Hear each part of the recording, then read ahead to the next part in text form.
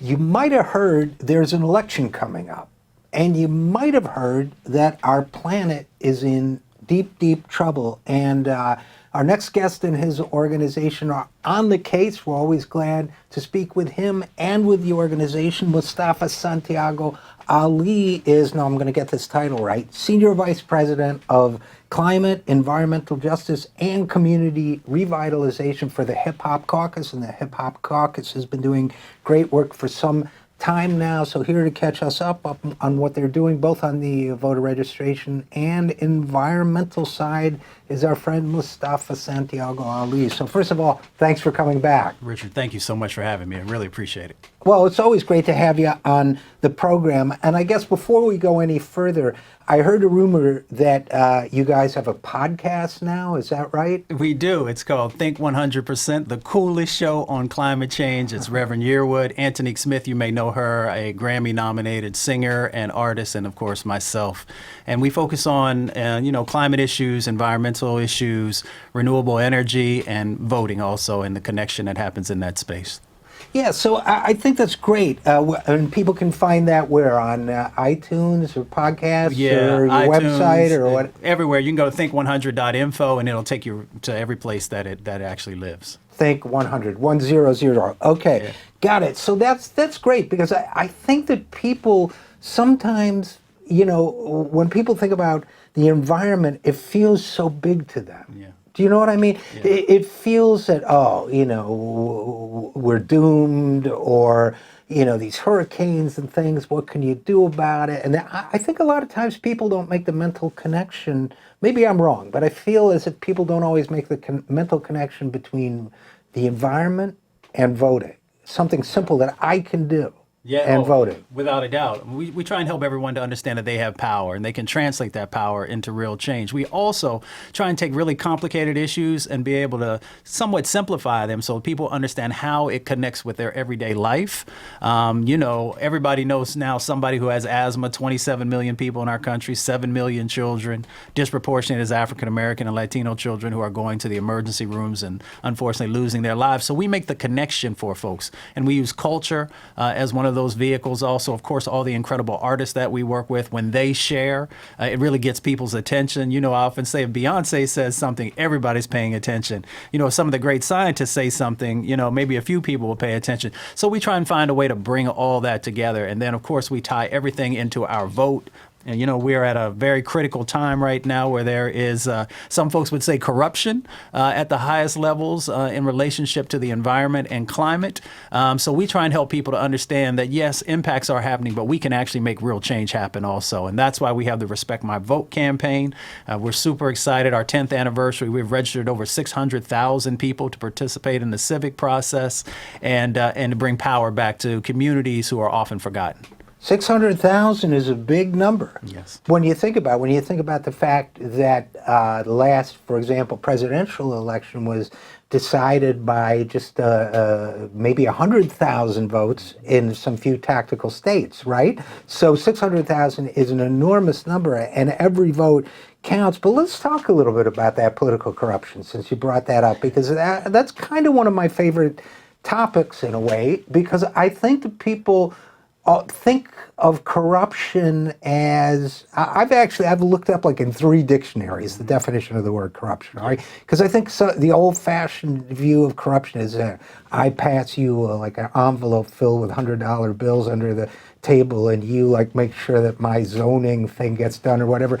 But there's legal corruption too, because the people who are corrupt made it legal.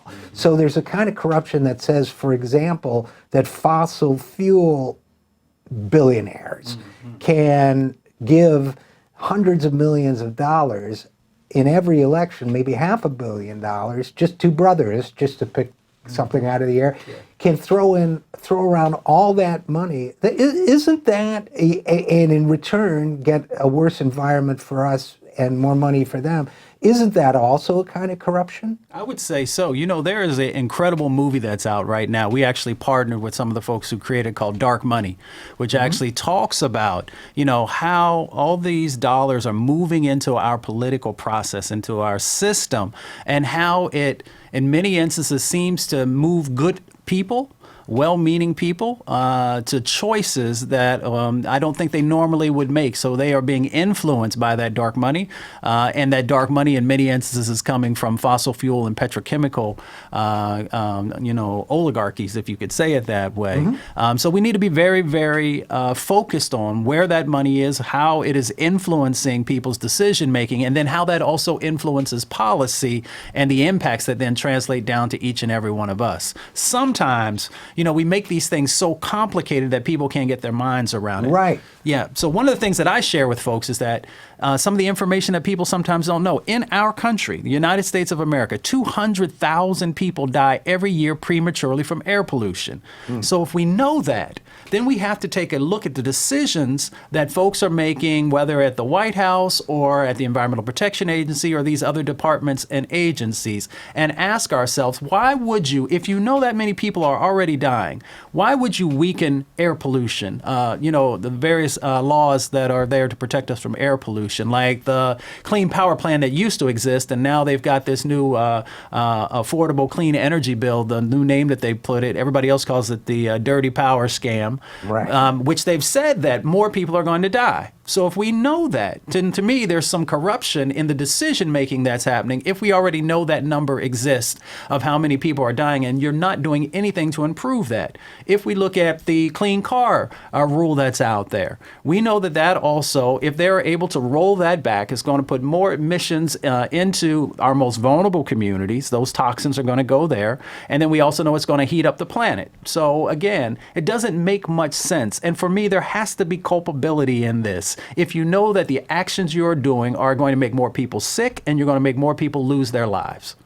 Yeah, the culpability thing is huge because to me, if you make those decisions, how can you look yourself in the face, in the mirror, and say, I'm a good person, right? Because, I think one of the ways that they get away with it, and again, we're talking with Mustafa Santiago Ali from the Hip Hop Caucus, I think one of the ways they get away with it is that it's very hard to maintain the continuity of consciousness for people to understand the implications of what it is we're dealing with in terms of human life. For example, when you say 200,000 people per year lose their lives as a result of environmental conditions, and I so by that you mean conditions we could change. Without a doubt. All right. Then to me, obviously, I'm sure a lot of people make this connection. 3,000 people died on 9/11, right? 3,000, and that was tragic. It was horrible. I mean, I knew people there. I was from New York City, but 3,000 people die, and we change everything. We go to war. We take our shoes off at the airport. You name it. I mean, we were willing to turn things inside out, not to let that happen again. 200,000 people die a year, 1 million people every 5 years. And why is it that we don't make that, that's what I mean by continuity of consciousness, why don't we make that mental connection, and just as ordinary folks going through our day, that says, this is outrageous, it's horrible, it's a human death toll and tragedy that, it's like a tsunami happening every month. Why aren't we saying, you know what, we got to do something right now, like our hair's on fire? Well, there are powerful interests, and those interests have, advertising companies, they have marketing machines that are in place to create confusion, if you will, so that they can continue to sort of squeeze out every drop of money from the process that they can possibly get. Many folks will remember the cigarette industry and how for years they said that there was no linkage between smoking cigarettes and cancer. And then we began to have an evolution where they said, well, maybe there's a little bit there, until where we are now, where we know without a doubt that there is that causal effect that happens. So we have to continue to have stronger education around this. And then you also have to make sure the people understand how these issues, sort of impact them in their own personal lives, and the amount of resources that we are also expending in healthcare cost that most times people don't talk about. Right. And the agency has been very focused now on manipulating science at the agency. So many people have seen some of the recent announcements that have happened where they're, getting rid of science advisory boards, getting rid of the head of the Children's Health Office. And the reason that they've done that is because if you can begin to weaken those offices, that information, then you can further manipulate policy. And when you can manipulate policy, then you can get it to a place where the folks who are funding you, who are funding your campaigns, can get a return on their investment, if I can say it that way. No, I think that's exactly right. And by the agency, just to be clear, you mean the Environmental Protection Agency, where you yourself worked for many years, right? 24 years or something. And so what they're doing is, in effect, I think they're doing two things. But let's talk about both of them because I want to hear from you on it. I think what you just described is a systematic pattern of shutting down the flow of information from scientists to the people, so that people do not understand what these corporate interests behind all this pollution and political corruption are doing to them and to their planet and to their children and their children's children. I feel like one thing they want to do is make sure that the ignorance is not just because, media advertisers, they don't want to alienate by covering this story too much. They just want to make sure that we don't even know that science is out there. Even the reporters don't know. That's true. That's true. I mean, if you look at the transparency that used to exist inside the agency, and as you said, I worked for both Republican and Democratic administrations over the years, led an interagency working group of 17 agencies and departments, and even advised White Houses before. I've never seen, in all the time that I've been doing this work, folks who are so focused on shutting down the opportunity for information, for there to be authenticity in that information, to make sure. There was a recent study a recent report that just came out that talked about how they have, when they're pulling things out and creating these reports, the top scientists that exist inside the agency are not even a part of the design and analysis of some of these reports that are coming out. So if that is true, that sends a clear message that they want to make sure that, the reports and information has a slant in direction of the folks who have been supportive of them.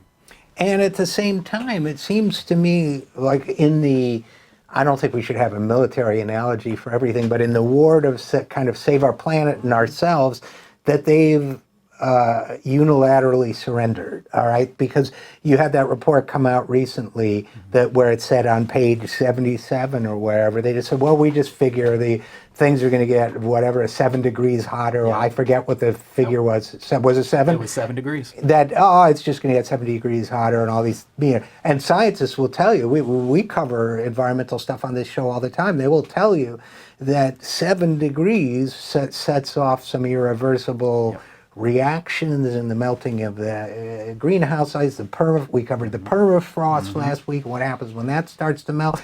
But we just assume that's going to happen, which is kind of a way of, I don't know if they're trying to instill despair in and helplessness in the American people, or if they just don't care. But that to me was a big deal when that story came out. Wasn't it a big deal? It's a huge deal because most of the studies have been looking at 4 degrees. So when you start to talk about 7 degrees, you are talking about some catastrophic types of things. And for an administration to just throw their hands up and say, well, there's nothing that we can do in this space is incorrect and very disingenuous to the American people, because there are a number of things that we can do. The first thing that we can do is utilize our vote to make sure that we have folks who are inside of these positions who actually, one, are not climate deniers, and two, are thinking critically and innovatively about how do we make real change happen. Second thing is to make sure that science is being honored.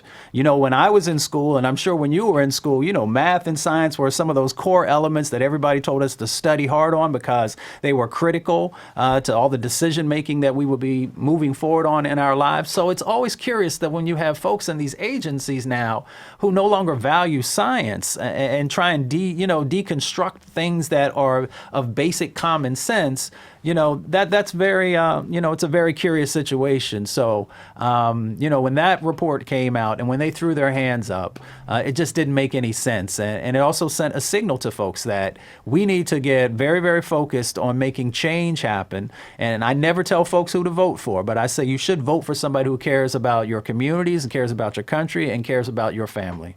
Well, and once again, we're talking with Mustafa Santiago Ali of the Hip Hop Caucus. Okay, so let me, here's the thing I think I see a lot when I'm trying to convince people to vote or participate in the political process. And I think with the environment, it happens a lot too. And you must get this like 1,000 times a day at the Hip Hop Caucus, okay? Which is, because I think whenever I go out and talk to folks, I get it, and I'm just one person, which is, yeah, but, it doesn't make a difference because, maybe one politician is more corrupt than the other, but, they're not going to do anything about this issue. They're all in the pocket of whatever. I mean, you must hear that, right? You do hear it some, but, there is a new set of energy that is happening around the country. I mean, we had the Women's March, and people said 1 million women would never come together, and Sister said, oh, yeah, I got something for you. Right. That energy took it back home. Now there are all kinds of incredible women who are running for office and who are focused on protecting our communities and strengthening families and those types of things. You have a huge amount of young people also who are also going to vote. So I do a lot of work around the country. I probably engage with about 10,000 folks every month. And young people are very anxious to vote. They want to make sure that their voice is heard, and they're trying to make change happen because they understand that many of the issues that many of us talk about are interconnected. So they understand that when we're talking about gun violence issues, that there's also a connection to the environment, because we talk about the studies that have come out that show that when you have high levels of air pollution, that also there is a correlation between violence. And sometimes people don't know that. When we talk about Flint, Michigan, and the impacts that are happening there, and how children are going to have a harder time learning, and now that there are over 3,000 other locations across our country that have higher levels of lead, and we see all these schools around the country who are trying to figure out how to address their lead issues, young people understand that that connects with them. When we talk about a new future around a clean, green economy, they want to be a part of that because they want to make sure that when they get out of school that there's a job that's there, and they want to actually do a job that's not going to impact their communities that they come from or the planet. So when we make those types of connections, people care. And then when we overlay it with culture, and when we have all these incredible poets and artists and rappers and singers who are also saying this is important, then they see people that they respect, and they begin to go deeper into these issues and realize that they actually have power and that their voice really does matter, and that they see what happens now, that when you don't get engaged in the civic process, you might say that one person was corrupt or another, but when you see the administrations that are not doing anything to protect them, then they realize that they have to get engaged in that. And it's an evolution. It is an evolution. So, if we have 40% of young people who vote, then, many of the offices that are out there will look vastly differently. And we share with folks. I was just in Los Angeles working with some young people from the Blackish and Grownish Star. Yara Shahidi actually put together, and she has an initiative called 18 by 18. There are over 4 million young people who turn 18 every year. So we just talked about some of the numbers from the last election. So imagine if those 4 million folks who get engaged utilize their vote to make change happen. That's powerful. And that's why we talk about power so much at the Hip Hop Caucus. And if you look at the kinds of folks you're talking about, if you look at younger people, if you look at women, if you look at communities of color, if you look, what you find, according to, and I read the polling a lot, what you find is that these are all groups of people that want change, that believe in change, and that support change. I think you always get to that question of voter turnout again, though, and that it's almost like a dance between, you need the people to get out there and vote, you need the politicians to give them something to vote for. So it's kind of chicken and the egg, you know what I mean? Do you know what I'm trying to drive at? Where it's like, so okay, let's say you guys are doing a great job getting people to turn out to vote, Now, how do we make sure that the politicians give those new voters what they want, so that the new voters stay engaged, and the politician and the voters stay engaged with each other? Well, yeah, I mean, I think we need to look for additional opportunities for people to actually sit down and have real conversations. I'm also very clear with folks that it doesn't matter if you're a Democrat, Republican, or independent. If you're not going to deliver, we are going to hold you accountable, and we will make sure that somebody else sits in those seats. And I think that that is the power that has to be translated to everyone who's supposed to be representing us.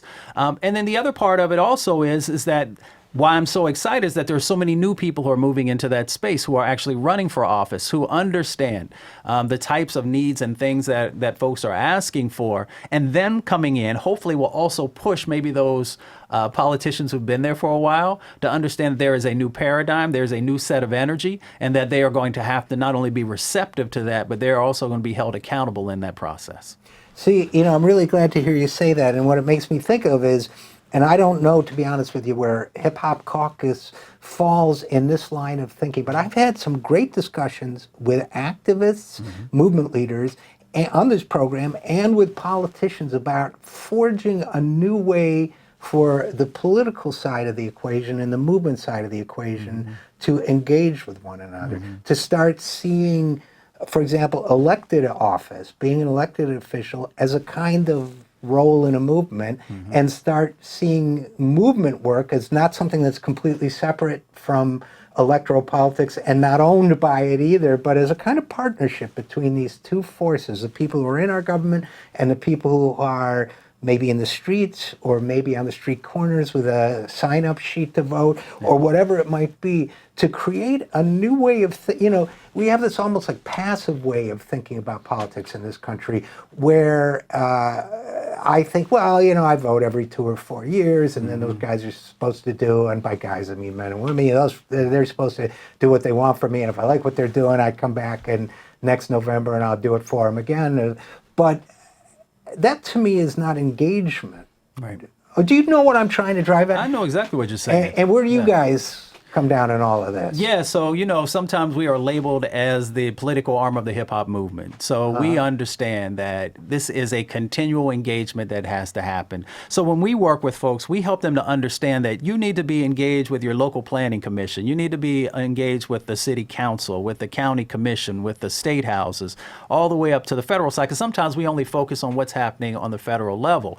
We also have summits and trainings and other things where we're bringing people together in that same space, because for us it's all interconnected, and we understand that for you to actually be a effective person who has been voted in, then that means that you have to be continually connected to what's going on, and vice versa.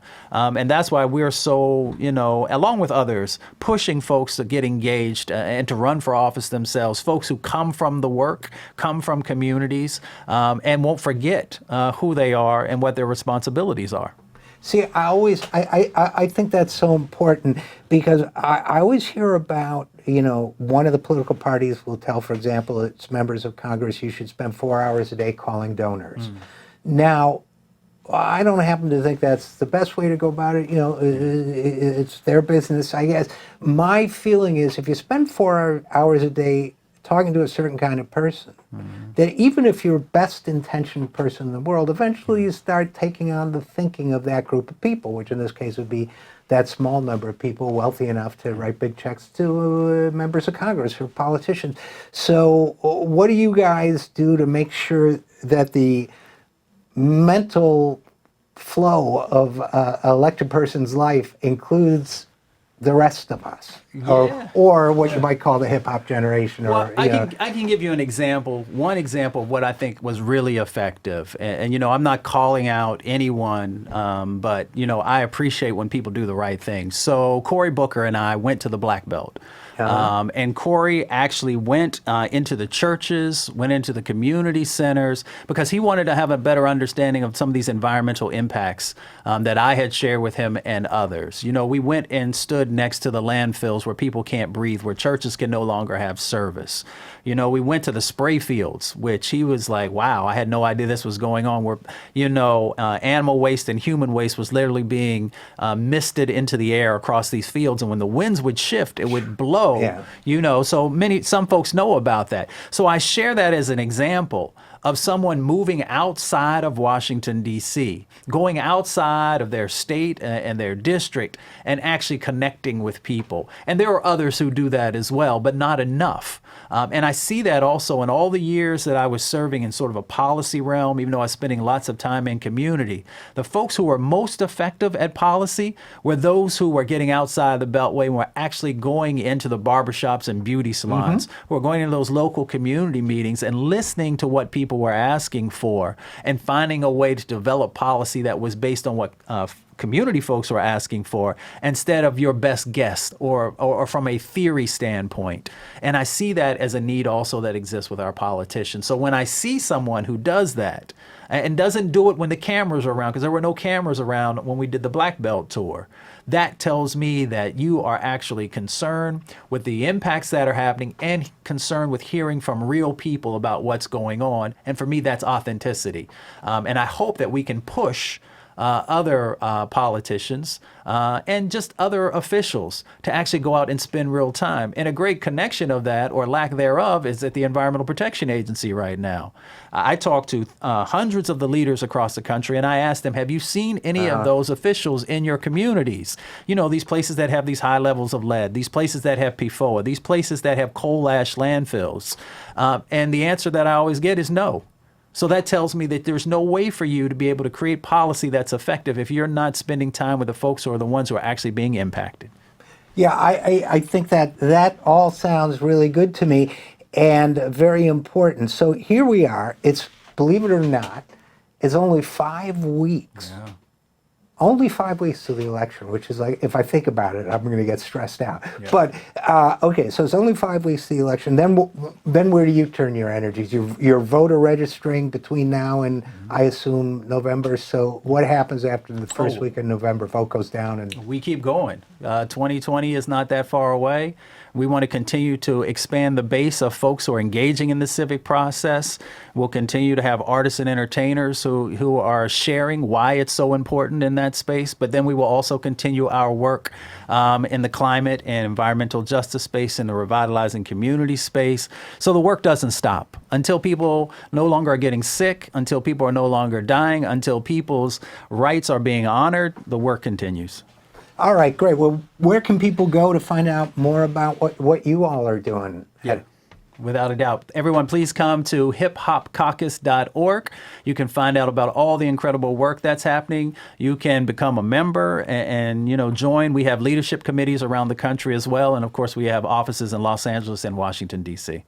And the podcast is what? Think 100? Think 100. Think the 100. coolest show on climate change. You can find us at think100.info. Excellent. Well, Mustafa Santiago Ali, Senior Vice President of Hip Hop Caucus, thanks for all the great work. And as always, thanks for coming on the program. Well, thank you for having me, and thank you for having such an incredible show.